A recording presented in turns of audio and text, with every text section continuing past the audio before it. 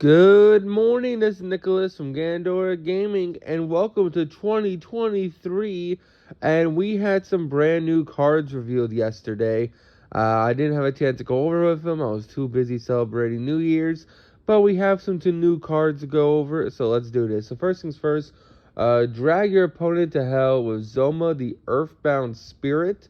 So, I guess it's a new Earthbound card. They keep revealing Earthbound Immortal support, but then we don't get the actual archetype. We're still waiting on the first wave of support for the new legacy support forever now. Like, it's so weird. If you don't know, what's it called? Earthbound Immortals had a new retrain of support with fusions and synchros, but they were revealed so long ago that we got the second wave of support, the second fusion monster as a common, before we actually got the first wave of support, which is absolutely insane. We can't even actually summon the first fusion because we're still waiting on the remaining first wave of support.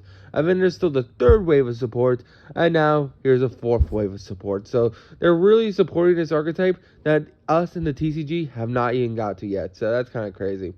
This is Legacy of Destruction. This is when it comes out.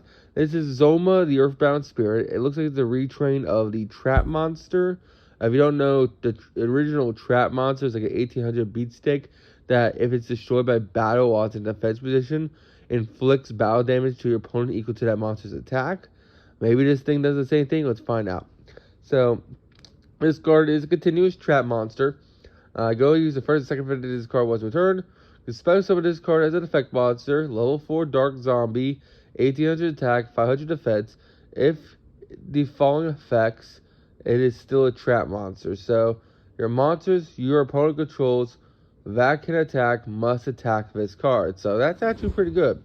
It already improves on the original Zoma because they can always just not attack it to this guy. So, the idea is that you can activate this during the battle phase, summon it, and it forces them to deal with it then and now. Or they just lose their battle phase, almost like an effect veiler. Or not effect veiler, almost like a battle fader. State effect says, if this card is special summoned by this card effect is destroyed by opponent's attacking monster, inflict damage to your opponent equal to double the original attack of the monster that was destroyed it, max 3,000. So the max this thing can do is 6,000 damage, which is killing you. It will be killing you. So I guess the idea is that you activate this during the battle phase, summon it, force your opponent to either does it force your opponent to attack? Like, can you just end battle phase? I'm trying to read this. Monsters opponent controls that can attack must attack this card. So I guess it forces your opponent to attack this guy. It's like, yeah, you're forced to attack this guy. The only issue is they can always just swing the smallest monster into it, and then they don't take as much damage. They don't have to swing the biggest guy, and it only has 500 defense. So I guess the idea is you summon it to attack, and then your opponent has to have something more than 1800 to attack into it, and it does inflict double. So at like the most, like let's say you crash to the 1800. This thing is inflicting 3,600. Oh no, 3,200 to you. 18 plus 8. No, 36. 36. I was right the first time. 3,600 to your opponent at minimum, which is pretty good. This card seems cool. I actually see this being played in burn decks more than I did see Earthbound Immortal support, but I like it. It's cool. I like it. Next card. So for the next card, it looks like we have a new level 7 dragon monster. This is Mikiora. I am not going to be able to pronounce this thing. It's Mikazukinoyaiba. Yukiora. I just skipped so many syllables.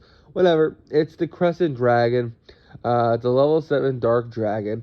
2,200 attack, 2,350 defense. It's a retrain of an old G monster. You can only use the effect, and the second effect of this card once a turn. If this card is in your hand or graveyard during the end phase, summon it, but place it on the bottom deck when it leaves the field. That's a really shitty summoning condition. I don't like that it can only special itself during the end phase, but I guess the idea is that, hey, it keeps reviving itself when it leaves the field. So if you can just like summon it the normal way, then when it dies, it'll just come back during the end phase, which in OG Yu-Gi-Oh standards, that's pretty insane. But in our standards today, it's okay. You discard one card, add a level 7 Dark Dragon monster from your deck to hand. Now that's actually pretty interesting. So you have to discard a card to add a level 7 Dark Dragon monster from your deck to hand. So there's things and things I don't like about it. The first thing is, I hate that it only specifies itself during the end phase. I do like it's a level 7 dragon. It does search any Dark Dragon monster. I can see this being played in like Odd Eyes as like a pet, but they can really search almost any dragon in the game with like Odd Eyes Revolution dragons. I don't know if they really need this, but that's cool. It's a search Destrudo.